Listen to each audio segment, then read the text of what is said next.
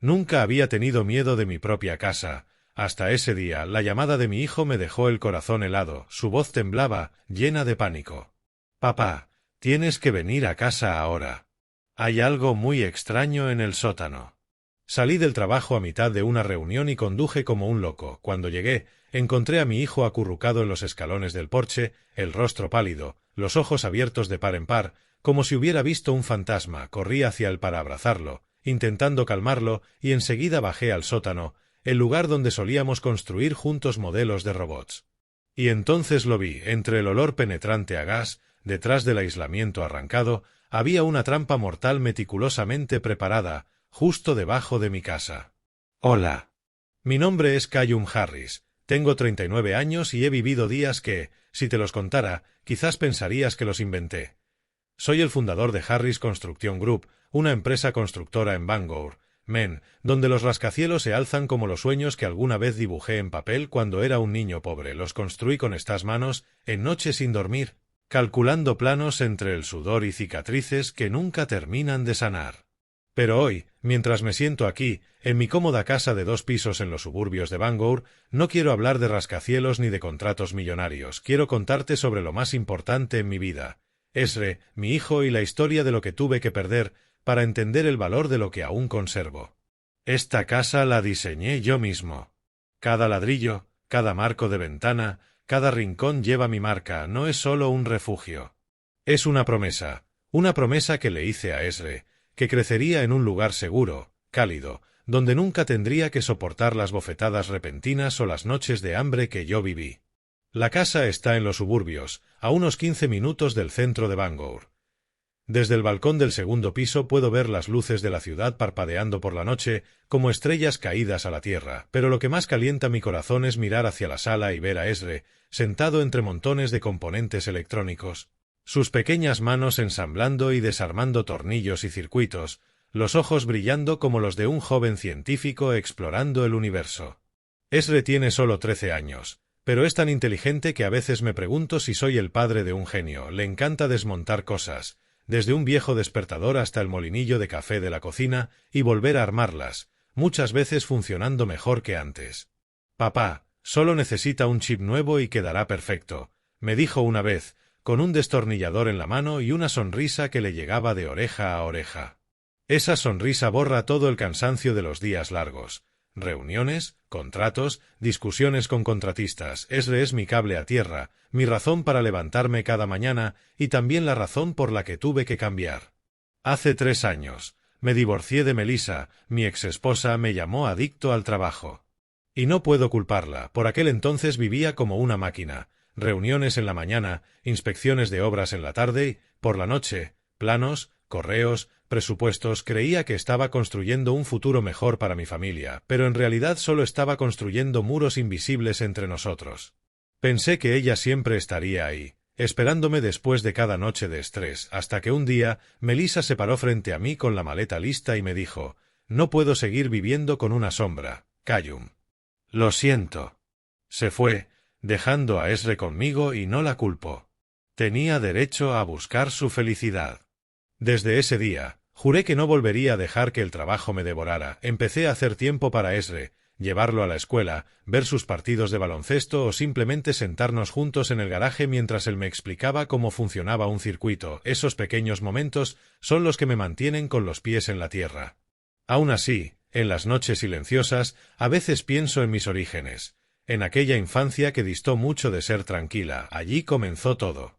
Nací en una familia trabajadora de Bangor. Mis padres no eran pobres, exactamente, siempre tuvimos que comer y que vestir, pero vivíamos al límite, contando cada centavo. Mi padre, Gerald Harris, ahora de 65 años, era un obrero hábil en un aserradero, trabajaba duro, pero al terminar su turno solía refugiarse en las cartas o las apuestas de caballos para relajarse. Mi madre, Ellen, de 61, trabajaba medio tiempo como contadora, pero dedicaba la mayor parte de su energía a mantener su apariencia, como si la ropa fina y el maquillaje pudieran elevarla por encima de la vida sencilla que llevábamos. Mi hermano menor, Ryan, hoy de 33 años, siempre tuvo grandes sueños, pero nunca la constancia para cumplirlos. Nuestra casa de infancia era un pequeño pero ordenado apartamento en el barrio obrero de Bangor. No nos moríamos de hambre, pero jamás estábamos cómodos. La cena solía ser estofado o puré de papas, platos que mi madre preparaba con esmero, pero sin calidez. Mi padre, cuando no estaba de mal humor por perder en las apuestas, se sentaba a la mesa contando cómo algún día tendría su propio aserradero, pero cuando perdía, toda la casa caminaba sobre hielo delgado. «Callum, ¿por qué eres tan lento?», gritaba, golpeando la mesa solo porque había derramado un vaso de agua. Sus bofetadas no eran frecuentes, pero sí suficientes para enseñarme a mantener la cabeza baja y la boca cerrada. Mi madre era diferente. No me golpeaba, pero sus miradas frías y sus palabras cortantes dolían más que cualquier golpe. «No me molestes, Callum.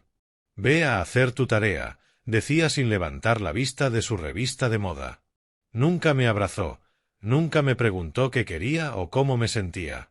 Como el hijo mayor, aprendí pronto a cargar el peso de todos. A los 12 años, repartía periódicos para poder comprar mis libros escolares porque siempre decían «no hay dinero suficiente». A los 16, trabajaba medio tiempo en un taller mecánico, llevando el dinero a casa para que mi madre comprara cosas del hogar. Cuidaba de Ryan, aunque solo nos llevábamos 6 años. Era un niño alegre, siempre haciéndome reír con sus ocurrencias, pero también muy influenciable. Le gustaba juntarse con chicos que presumían y gastaban sin pensar, y yo siempre terminaba buscando la forma de protegerlo, de traerlo de vuelta al camino correcto. Cuidé de mi familia, pero nadie cuidó de mí. Nadie me preguntó si estaba cansado o triste. Crecí con la idea de que tenía que ser fuerte, perfecto, porque si no lo era, todo se derrumbaría. Recuerdo una vez, con fiebre, acurrucado en el sofá, mi madre solo dejó un vaso de agua junto a mí y dijo «bébelo y levántate. Tengo que ir a trabajar». Y lo hice, siempre lo hacía.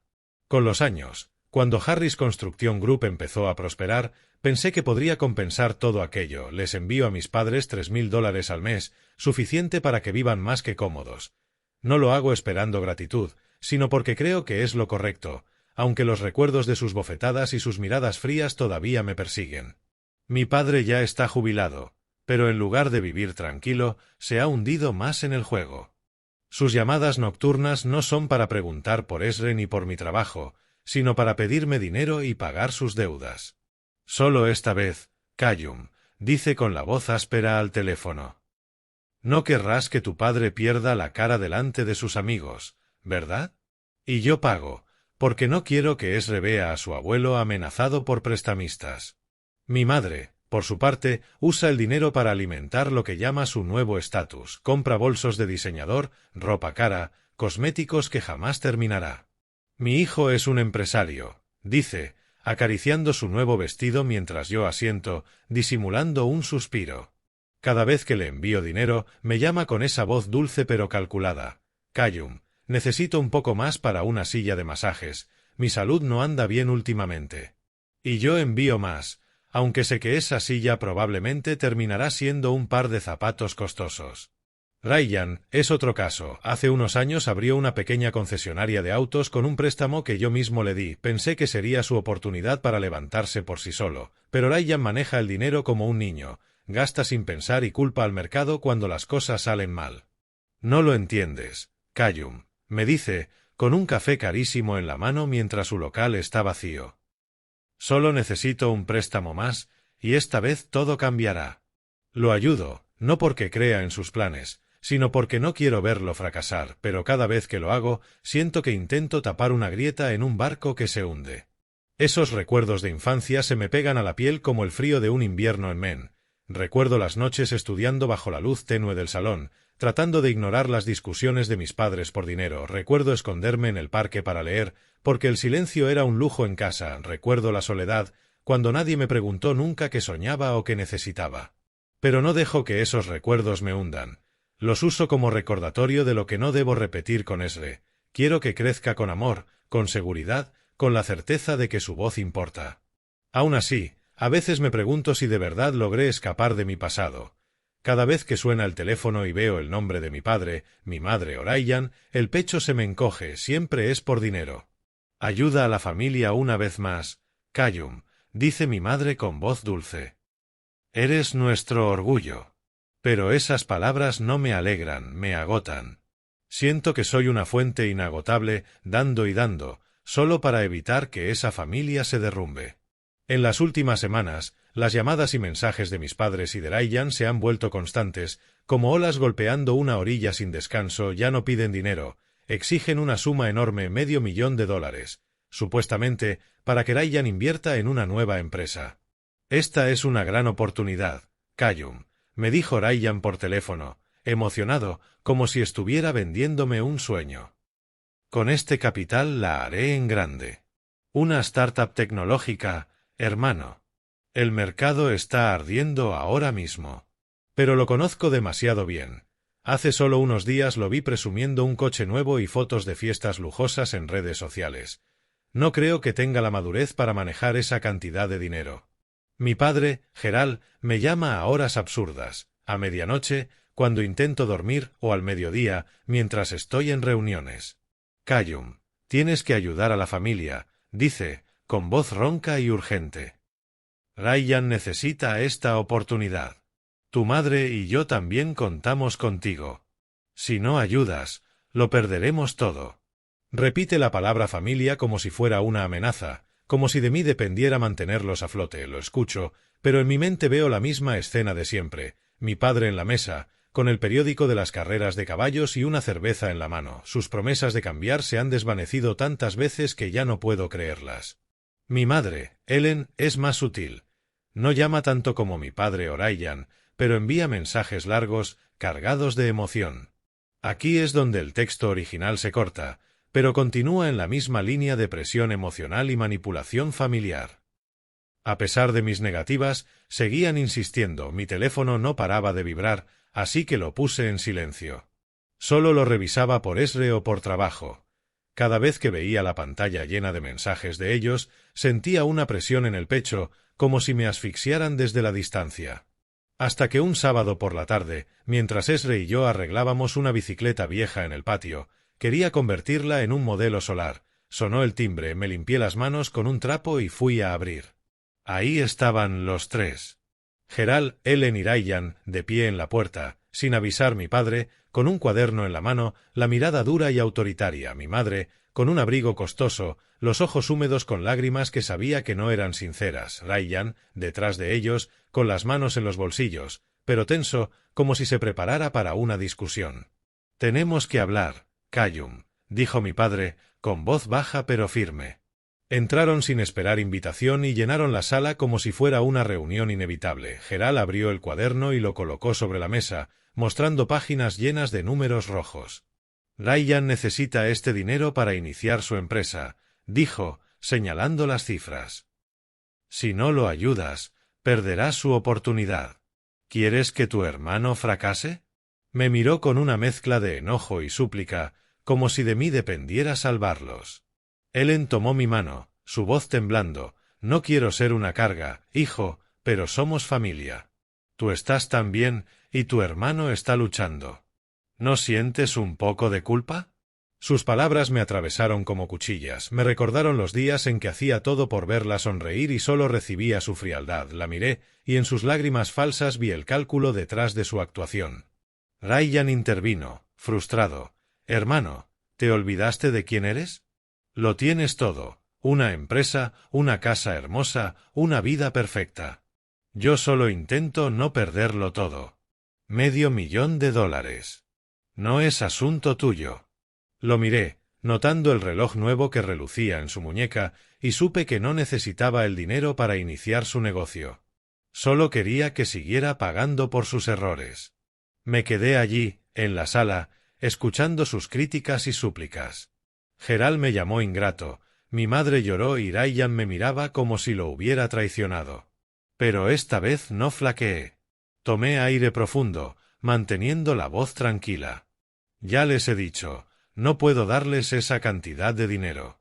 Puedo enviar $3,000 al mes. Eso es todo lo que puedo hacer.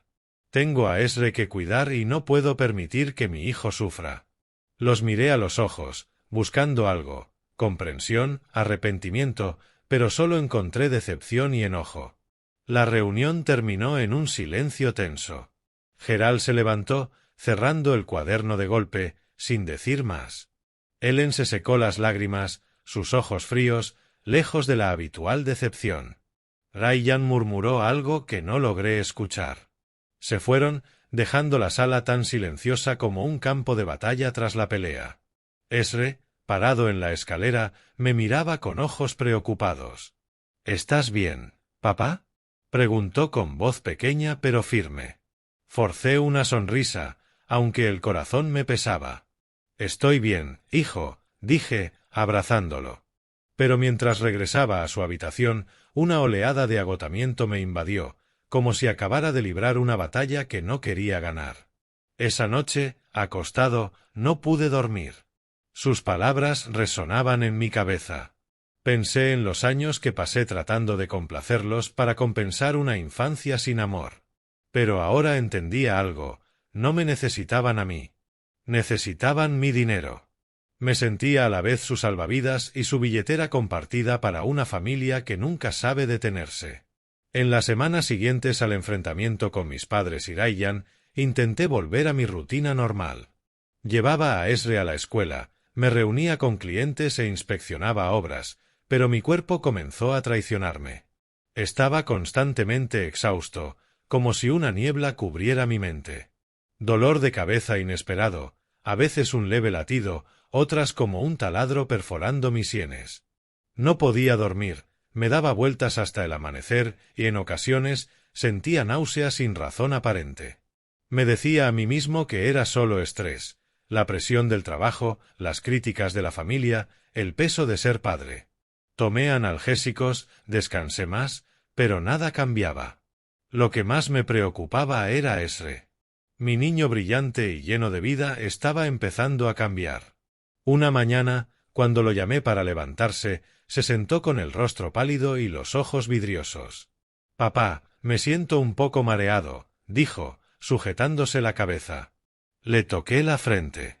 No tenía fiebre, pero le faltaba su chispa habitual.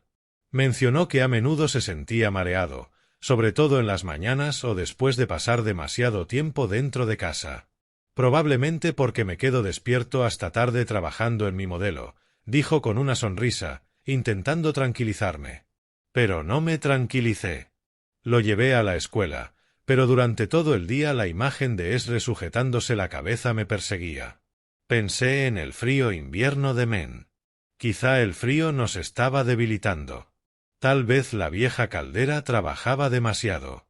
La encendía más seguido para mantenernos calientes, pero cada vez que funcionaba largo tiempo, ambos nos sentíamos peor. Los dolores de cabeza se intensificaban, mi corazón latía rápido y a veces me costaba respirar, como si el aire en la casa se volviera denso. Unos días después, la situación empeoró. Esre se desplomó bajando las escaleras y apenas logré sostenerlo a tiempo. «Papá, me cuesta respirar», susurró, con el rostro fantasmagórico. Mi corazón latía con fuerza, no solo por el miedo, sino porque sentía un peso en el pecho. No esperé más. A la mañana siguiente llevé a Esre al hospital de Bangor. Hicimos análisis de sangre, y cuando el doctor entró con los resultados, su expresión me heló la sangre. «Señor Harris, tanto usted como su hijo tienen niveles peligrosos de intoxicación por monóxido de carbono», dijo con voz firme pero baja. «Los niveles en su sangre están muy por encima de lo normal. Si esto no se hubiera detectado a tiempo, las consecuencias podrían haber sido graves». Me quedé atónito, agarrando la mano de Esre, tratando de procesar lo que decía. «Monóxido de carbono». ¿Cómo? Mi casa estaba diseñada meticulosamente, el sistema de calefacción revisado regularmente. Pregunté al doctor sobre la causa, pero él negó con la cabeza. «Podría ser una fuga de la caldera o del sistema de gas. Debe revisarlo de inmediato». Llamé a un equipo de técnicos a la casa. Llegaron con medidores, inspeccionando cada línea de gas, cada ventilación, cada parte del sistema de calefacción. Observé cómo trabajaban, con el corazón acelerado. Tras más de 2 horas, el técnico principal me miró y negó con la cabeza. «Todo está en orden, señor Harris. Las tuberías tienen presión normal. Las ventilaciones funcionan correctamente. Es posible que su vieja caldera tenga un escape leve. Recomiendo reemplazarla por seguridad». Asentí y le agradecí, pero por dentro estaba inquieto. Si todo estaba normal, ¿por qué casi morimos Esre y yo?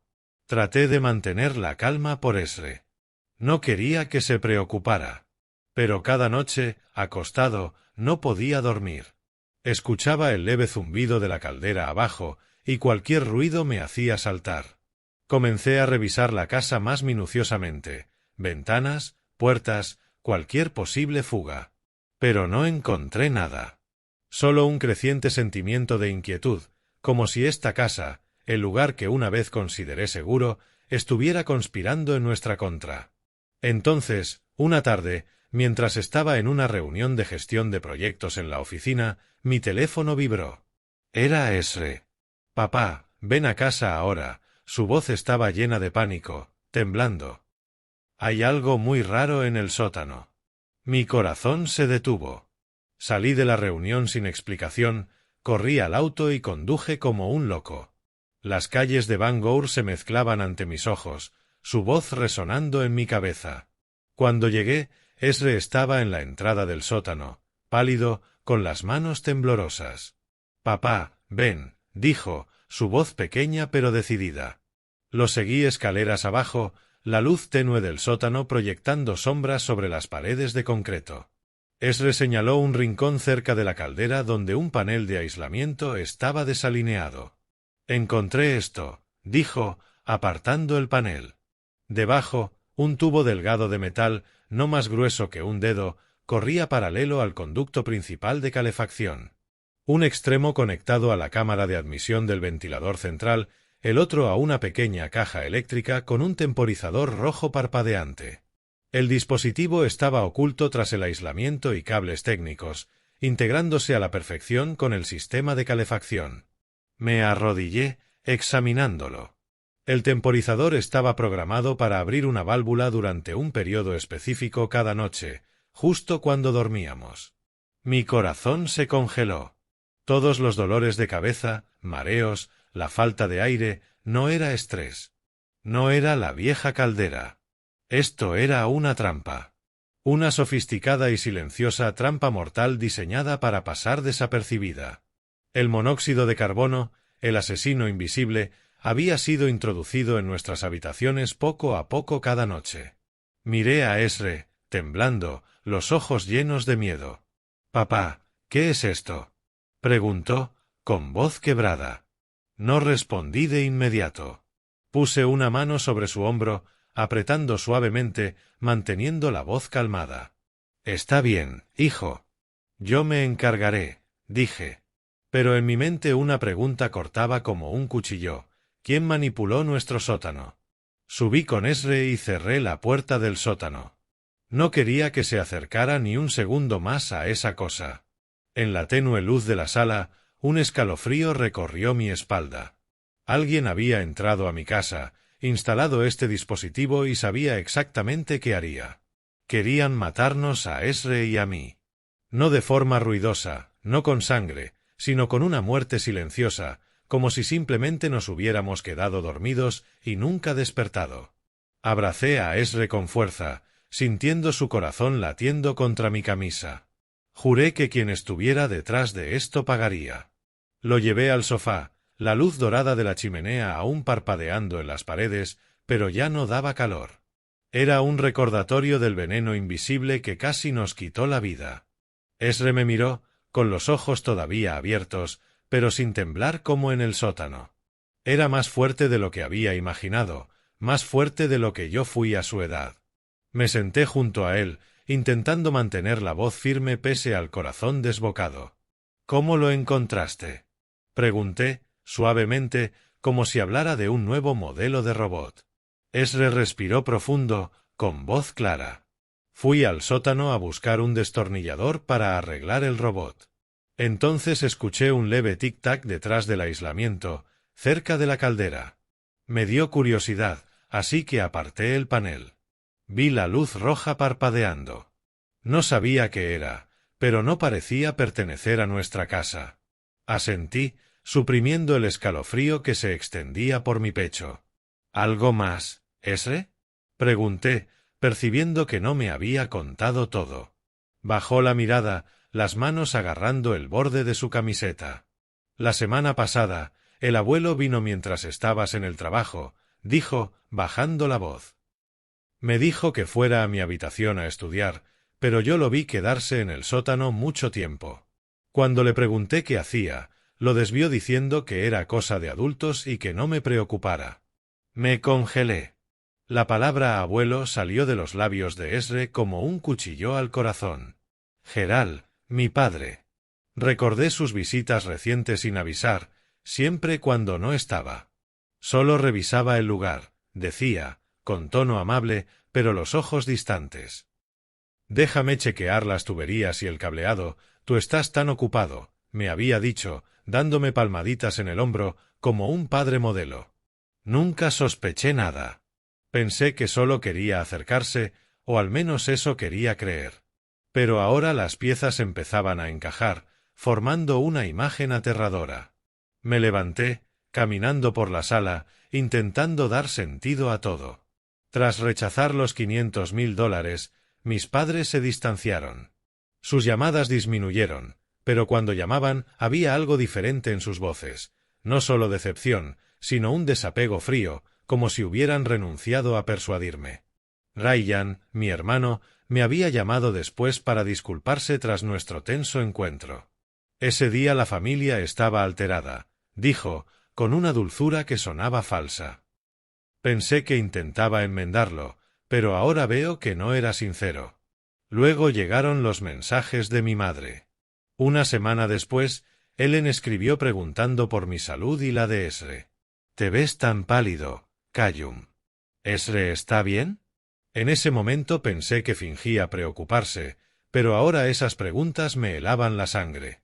No era preocupación maternal, eran sondeos para ver si aún estábamos vivos.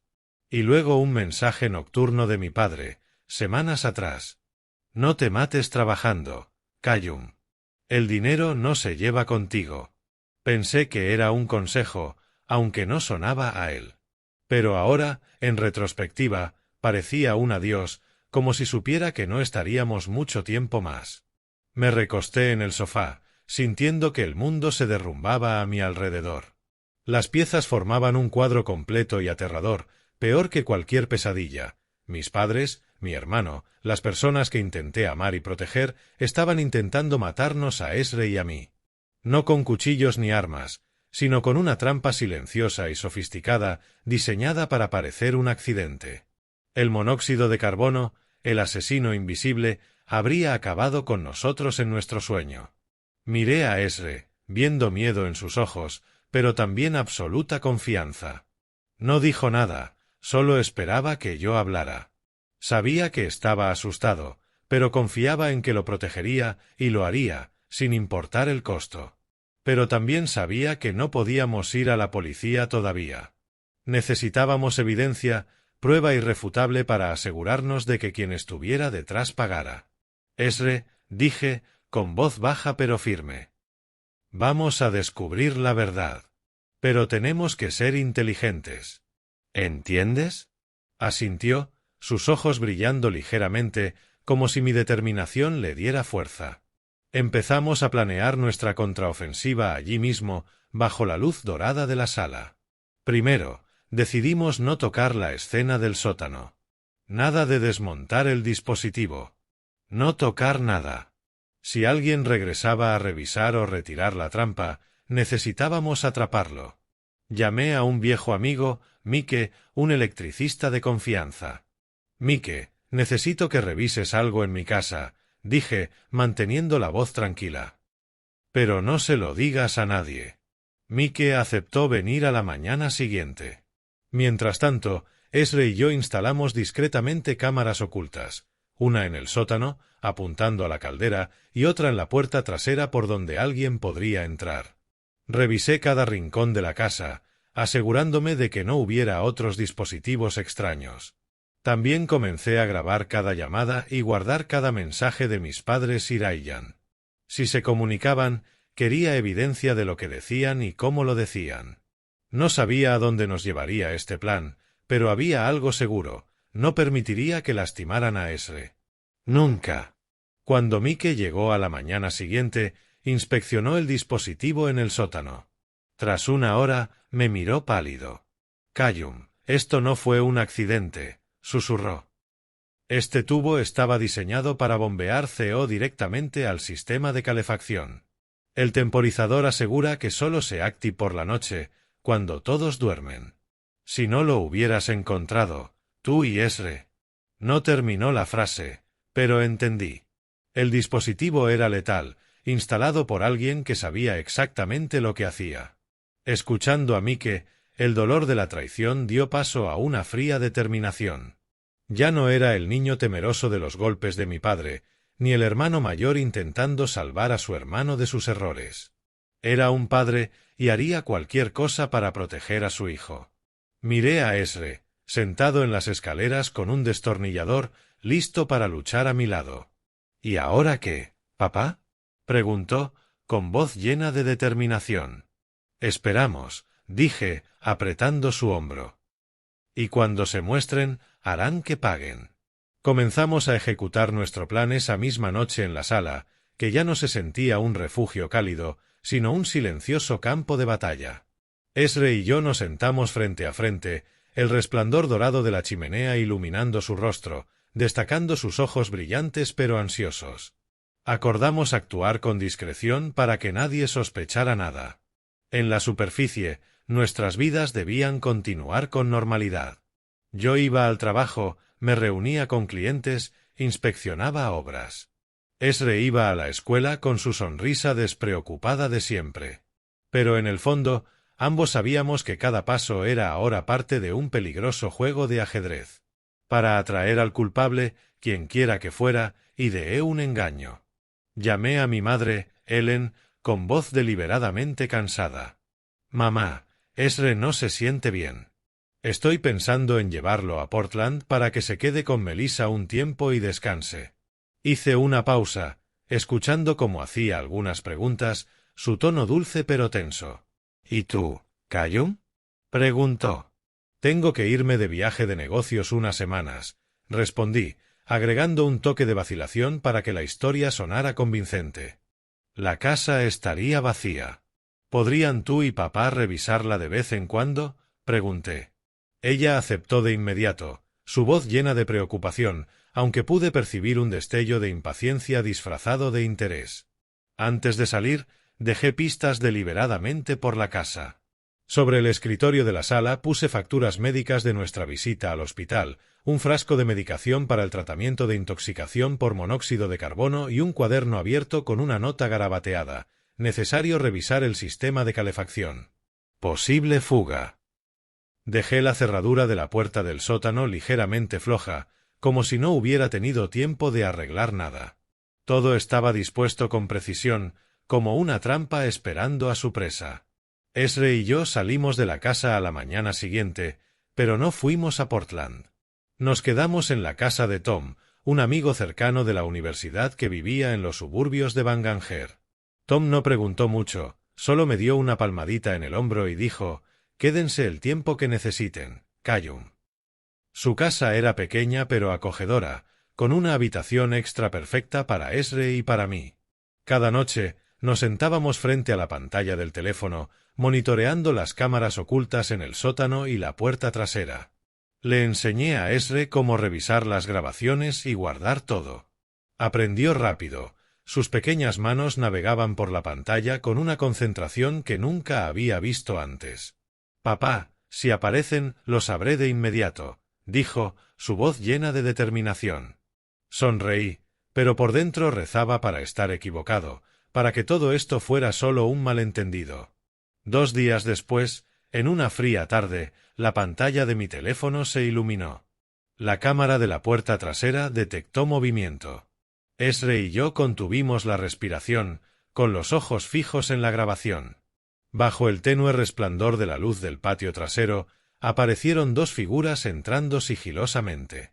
Las reconocí al instante, Gerald y Ryan. Mi padre, con su paso pesado, llevaba un bolso de herramientas.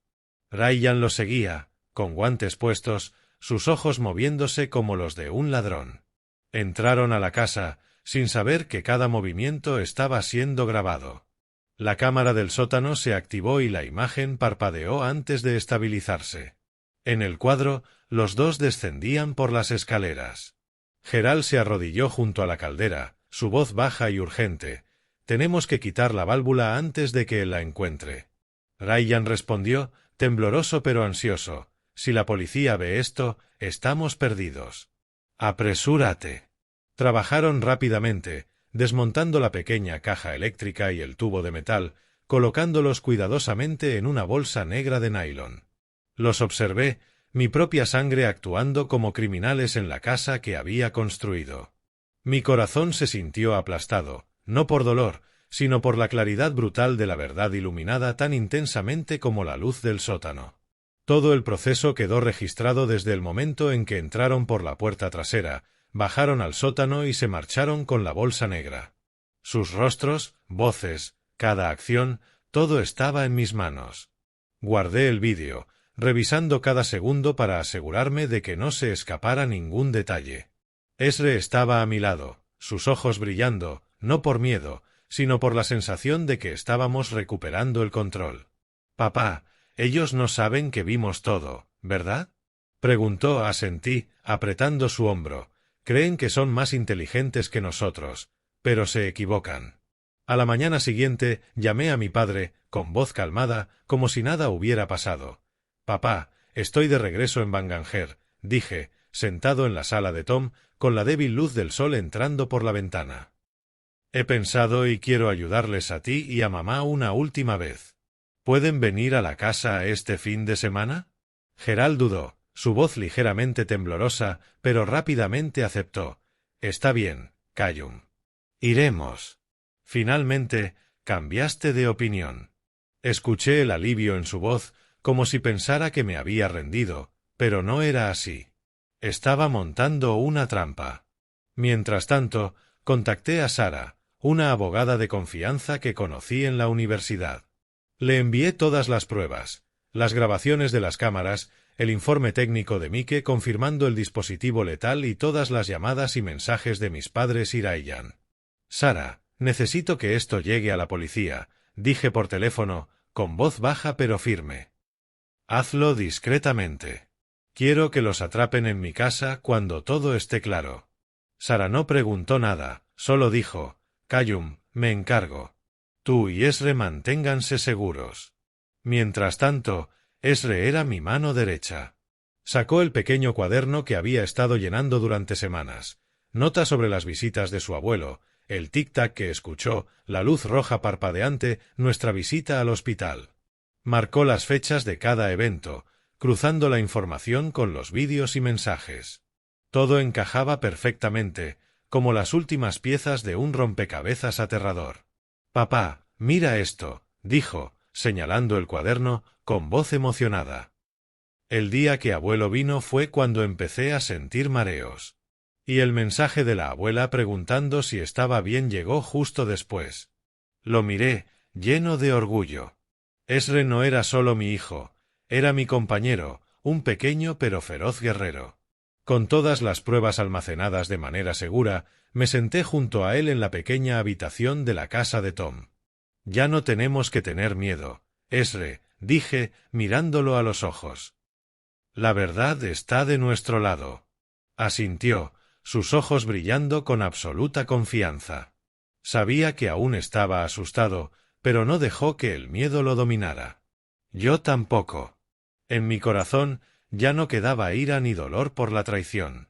Solo una calma fría, la calma de quien ha confiado, ha sido herido y ahora está listo para poner fin a todo. 2 días después de la llamada, un sábado gris, Ezra y yo regresamos a nuestra casa en los suburbios de Bangor. La casa lucía igual, con los muros que había diseñado, pero ahora transmitía una sensación distinta, como un campo de batalla donde todo estaba a punto de decidirse. Revisé la laptop en la mesa de la sala. Las grabaciones de las cámaras ocultas estaban respaldadas en varias copias, listas para reproducirse. Las cámaras aún estaban activas, grabando cada rincón. No quería perderme nada. Ezra se sentó a mi lado, sosteniendo su cuaderno donde había registrado meticulosamente cada evento. «Papá, ¿vendrán a tiempo?», preguntó, su voz baja pero firme. Sonreí, apretando su hombro. «Vendrán, hijo. Y estamos listos». A las 3 de la tarde, exactamente, sonó el timbre. Respiré hondo, abrí la puerta y los vi, Gerald, Ellen y Ryan. Mi padre llevaba un abrigo viejo, sus ojos llenos de anticipación, aunque noté un destello de tensión en sus puños apretados. Mi madre mantenía su apariencia pulida, pero sus ojos enrojecidos delataban llanto reciente. Ryan estaba detrás, con las manos en los bolsillos, evitando mi mirada. «Pasen», dije con calma, guiándolos a la sala. La habitación estaba silenciosa, salvo por el leve zumbido de la chimenea y la laptop abierta sobre la mesa, lista para mostrarlo todo. Se sentaron, Gerald en el centro, como líder de la conversación. «Has reconsiderado el dinero, ¿verdad, Callum?», preguntó, tratando de sonar amistoso. Ellen asintió con una débil sonrisa. «Somos familia, Callum. Sabía que no abandonarías a tus padres». Ryan no dijo nada, mirando al suelo, con las manos apretadas. No respondí de inmediato. En su lugar, toqué la laptop. «Antes de hablar de dinero», dije con voz firme, «quiero que tú y Ryan vean esto». Presioné una tecla y la pantalla se iluminó.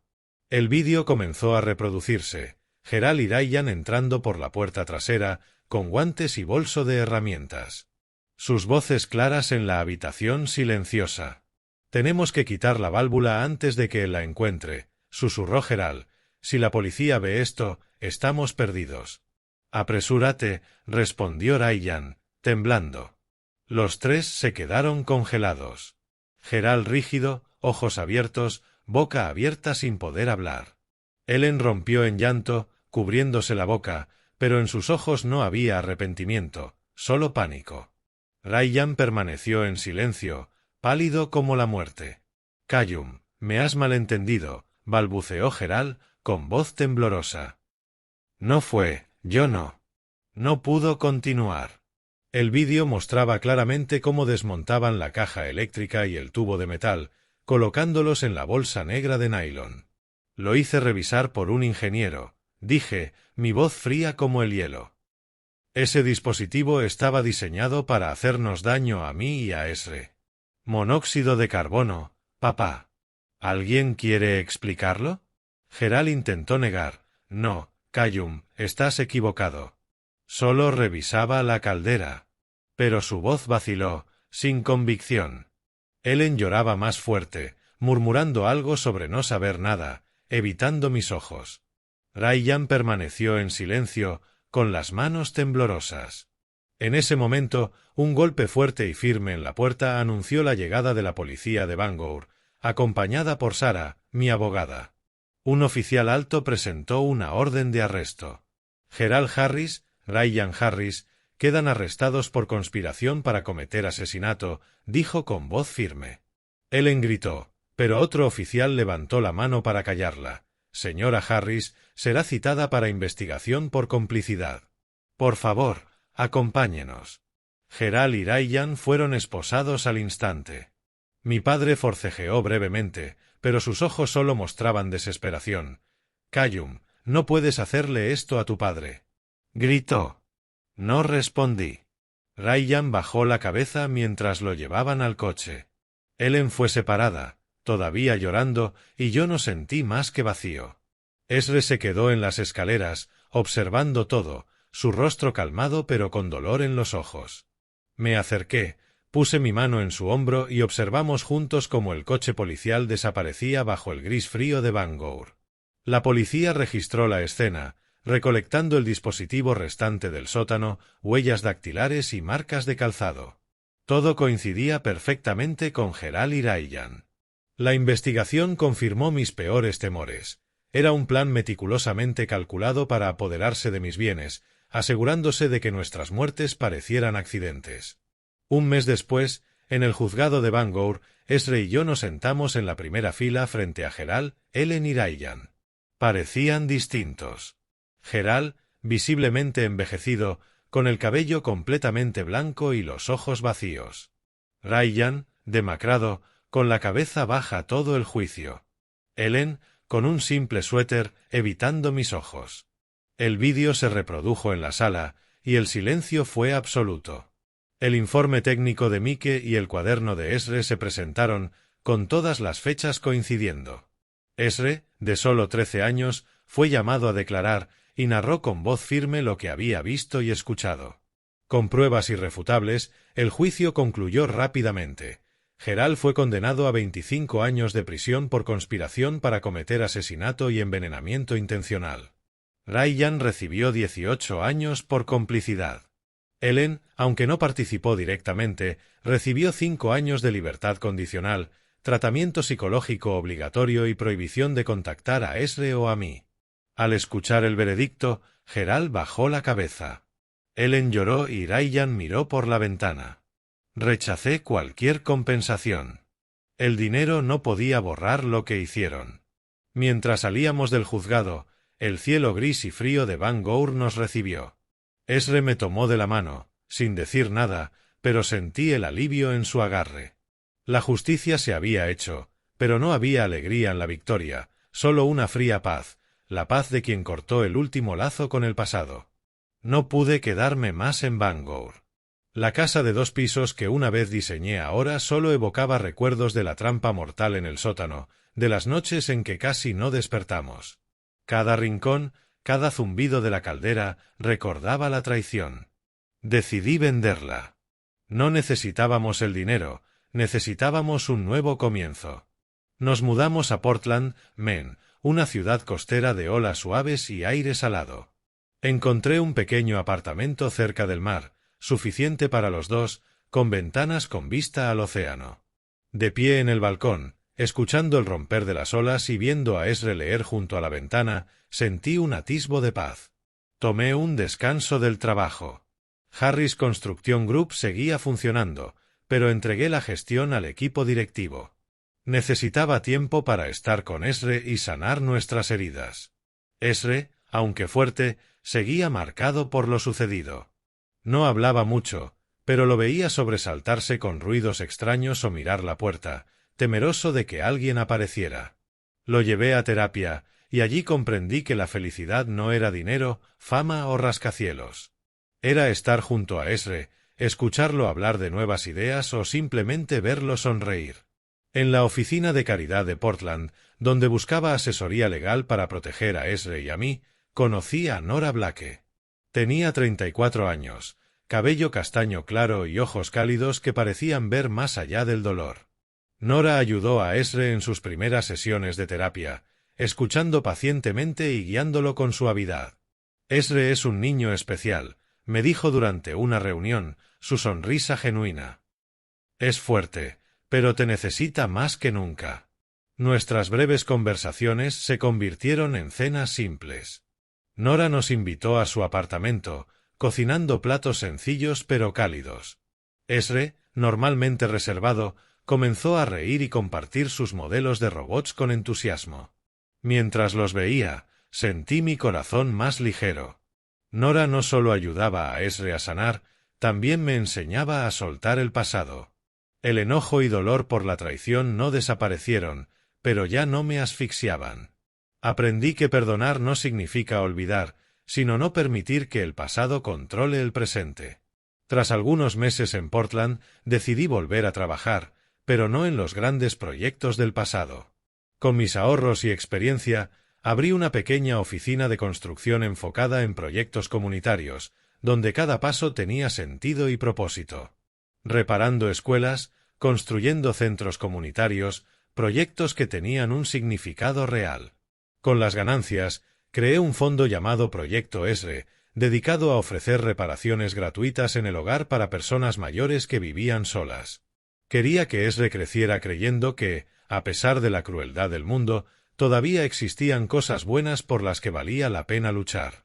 Él estaba orgulloso del fondo, incluso ayudándome a diseñar su logo, una pequeña casa con un corazón en el centro. Poco a poco, Esre volvió a ser el mismo. Se volvió más extrovertido, hizo amigos en la escuela y su sonrisa volvió a brillar con la misma intensidad de siempre.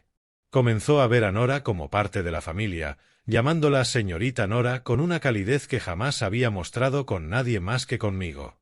Una vez, cuando le pregunté qué pensaba de ella, hizo una pausa y luego dijo: «Me hace sentir seguro, papá». Como si realmente me entendiera. Asentí, sin decir nada, pero en mi corazón supe que Nora se había convertido en una pieza esencial de nuestras vidas. Una tarde, mientras el atardecer pintaba de dorado la costa de Portland, Esre, Nora y yo caminábamos por la playa. Esre corría por delante, riendo con las olas, sosteniendo un pequeño barco modelo que él y Nora habían construido juntos. Caminaba junto a Nora, sintiendo la brisa salada del mar. «Está mucho más feliz ahora», dijo ella, observando a Esre con una sonrisa suave. «¿Y tú, Callum?», preguntó, mirándome. Me detuve, contemplando el océano donde la luz del sol brillaba como joyas. «Estoy aprendiendo a ser feliz otra vez», dije, con la voz baja. «Y creo que lo estoy logrando, gracias a ti y a Esre». Nora sonrió, sin decir nada, pero tomó mi mano con suavidad. Fue un gesto simple, pero me calentó el corazón. Miré a Esre, que se giró y nos saludó con la mano, su sonrisa radiante mientras el sol se ocultaba. En ese momento supe que, después de tanto caos, habíamos encontrado una verdadera familia. No una definida por la sangre, sino por el amor, la honestidad y la confianza. La vida en Portland fluía con tranquilidad, como las olas acariciando la orilla. Nuestro pequeño apartamento, con ventanas que daban al mar, se convirtió en un lugar donde Esre y yo redescubrimos la paz. Esre se volvía cada vez más alegre, compartiendo historias de la escuela y nuevas ideas para sus modelos de robots. Nora se volvió indispensable en nuestras vidas, como un rayo de sol atravesando los días fríos de invierno. Pero incluso mientras la felicidad regresaba lentamente, sabía que el pasado seguía acechando como una sombra lista para resurgir. Una mañana de otoño, mientras preparaba café en la cocina, Esre entró con un sobre en la mano. «Papá, esto llegó por correo hoy», dijo, colocándolo sobre la mesa. Miré el sobre y reconocí la temblorosa caligrafía de mi madre, Ellen Harris, con el membrete del centro correccional principal en la esquina. Mi corazón dio un vuelco. No había tenido noticias de ella desde el juicio, y no estaba seguro de estar listo para enfrentar lo que tuviera que decir. Pero abrí la carta bajo la curiosa mirada de Esre. El papel era fino, blanco, con una caligrafía cuidadosa pero temblorosa, como si mi madre hubiera luchado con cada línea. Escribió que había reflexionado profundamente durante sus meses en prisión sobre su codicia, su orgullo ciego y como ella y mi padre habían perdido al único hijo que los amó verdaderamente. «No espero tu perdón, Callum», escribió. «Solo quiero que sepas que lo siento. Tu padre, Gerald, se está debilitando. Tiene una enfermedad cardíaca y los médicos dicen que no le queda mucho tiempo. Quiere verte a ti y a Esre solo una vez, para dejar este mundo sin cargar con esa culpa». Terminé de leer y dejé la carta sobre la mesa, sintiendo como si una piedra pesara sobre mi pecho. Miré a Esre, que también la había leído, con sus ojos pensativos. «¿Qué piensas, Esre?», pregunté, con voz baja. Se quedó en silencio un largo momento, jugando con la esquina de la carta con los dedos. Luego levantó la vista, firme. «Quiero ir contigo», dijo. «No para perdonar. Solo quiero verlo por mí mismo. Para entender por qué lo hicieron». Asentí, sin decir nada más. Unos días después, Esre y yo condujimos hasta el centro correccional principal, a 2 horas de Portland. El aire allí era frío y quieto, como si el tiempo estuviera atrapado entre los muros grises. Pasamos por las puertas de vidrio, revisiones de seguridad y finalmente nos sentamos en una pequeña sala frente a una fría mesa de acero. Mi padre, Gerald, y mi madre, Ellen, fueron conducidos hasta nosotros. Estaban más envejecidos y frágiles que nunca. Gerald, antes un hombre alto e imponente, ahora estaba demacrado, con el cabello completamente blanco y las manos temblorosas al sentarse. Ellen vestía un uniforme sencillo de prisión, los ojos rojos, pero aún intentando mantener un atisbo de su pulido porte, un hábito que nunca podría abandonar por completo. Al vernos, Ellen rompió en llanto. «Callum. Esre», susurró, extendiendo la mano pero deteniéndose frente al cristal. Gerald bajó la cabeza, incapaz de mirarnos. Yo lo observé, sosteniendo la mano de Esre, sintiendo la tensión de su agarre. «Leí tu carta», dije con voz firme. «Entiendo. Pero quiero escuchar a papá». Gerald levantó la vista, con los ojos cansados, como si cada día en prisión hubiera drenado su vida. «Cada día aquí es una condena, Callum», dijo.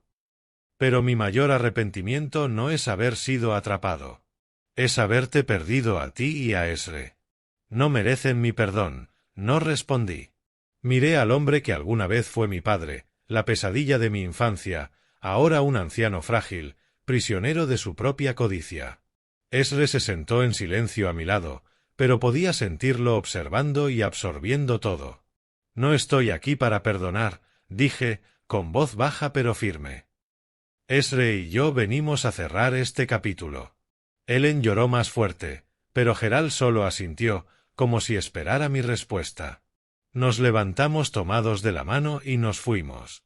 No miré atrás. La puerta de cristal se cerró tras nosotros y escuché los sollozos de Ellen, pero ya no me dolían. En el camino de regreso a Portland, Esre apoyó la cabeza en la ventana del auto, contemplando el campo a lo largo de la carretera. «Papá», dijo con suavidad, «creo que perdonar no significa olvidar. Solo significa no querer cargar más con ese dolor».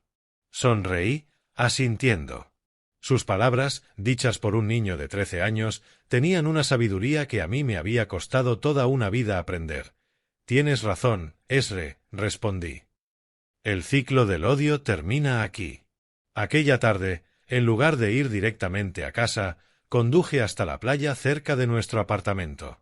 Las olas acariciaban suavemente la orilla y el sol poniente teñía el cielo de dorado. Esre y yo pisamos la arena, la brisa marina llenando nuestros sentidos. Saqué la carta de mi madre del bolsillo y la miré por última vez. Sus palabras temblorosas eran un recordatorio del pasado, un pasado que ya no quería cargar. Me arrodillé, dejando que la carta se deslizara en el agua. El viento la llevó, dejándola flotar entre las olas, como un ritual para cerrar un capítulo antiguo y abrir uno nuevo. Esre se quedó a mi lado, viendo la carta alejarse. «Papá, creo que estarán bien», dijo con suavidad. «No porque lo merezcan, sino porque nosotros hemos decidido dejarlo ir». Puse mi mano sobre su hombro, sintiendo la madurez en sus palabras. Nos quedamos allí, contemplando el mar, sin decir nada más. Pero en mi corazón supe que habíamos encontrado la paz. No a través del perdón, sino eligiendo vivir el presente, lo que realmente importa. En los días posteriores a nuestra visita a la prisión, pasé mucho tiempo reflexionando. Mi vida, desde un niño creciendo entre palabras duras y miradas frías hasta un hombre en la corte enfrentando la traición de su propia familia, había sido un largo viaje lleno de dolor. Pero en esas cicatrices encontré verdadera fortaleza. No estaba en el dinero ni en el estatus, cosas que una vez pensé que traerían felicidad. La verdadera fuerza estaba en mantener mi humanidad, en conservar la calma frente a tormentas de codicia y traición. Antes creía que el éxito eran los rascacielos que construía, los contratos millonarios que firmaba. Pero ahora entiendo que el éxito es ver a Esre sonreír, sentir la paz junto a Nora y la libertad de saber que ya no estoy cautivo del pasado. Antes pensaba que el deber filial significaba cargar con todo por mis padres y mi hermano, sin importar cómo me trataran. Enviaba dinero, pagaba sus deudas y los ayudaba, creyendo que era mi responsabilidad como hijo y hermano. Pero estaba equivocado. El deber filial no significa soportar abusos ni permitir que te drenen la fuerza y el alma. El amor tiene límites, y aprender a decir no fue como protegí a Esre y a mí mismo. Cuando rechacé los $500,000, cuando enfrenté a mis padres y a Ryan en la sala de estar, no solo protegía mis bienes. Estaba defendiendo mi respeto propio y el futuro de mi hijo. Esa es la lección que quiero que Esre recuerde. El amor no es sacrificio ciego. Es un equilibrio entre corazón y razón. El perdón, comprendí, no es borrar lo ocurrido. No puedo eliminar la imagen de mis padres y Ryan en el sótano, desmontando la trampa mortal que instalaron. No puedo olvidar sus acusaciones, sus miradas frías ni el dolor de la traición de mi propia carne y sangre. Pero el perdón es elegir soltar. Negarse a dejar que el pasado dicte el futuro. Cuando dejé que la carta de mi madre flotara en el mar, observándola alejarse con las olas, no perdoné porque ellos lo merecieran. Perdono porque Esre y yo merecemos vivir libres del odio. La justicia la dio la ley, pero la paz, más valiosa que cualquier veredicto, llegó solo cuando tuve el coraje de soltar. Comencé a compartir estas lecciones con Esre. Una noche, sentados en el balcón de nuestro apartamento, mirando el mar de Portland, tomé su mano y dije: Esre, la sangre no significa amor. La familia no es solo quien te dio la vida. Son las personas que están contigo, confían en ti y viven honestamente a tu lado. Asintió, con los ojos brillando, como la señorita Nora. ¿Verdad, papá?, preguntó con una sonrisa traviesa. Reí, asintiendo. Exacto, hijo. Y como tú y yo. Esre apoyó su cabeza en mi hombro, y en ese instante supe que nuestra verdadera familia, aunque pequeña, se había construido sobre la humanidad y la honestidad. La felicidad, comprendí, no reside en lo grandioso.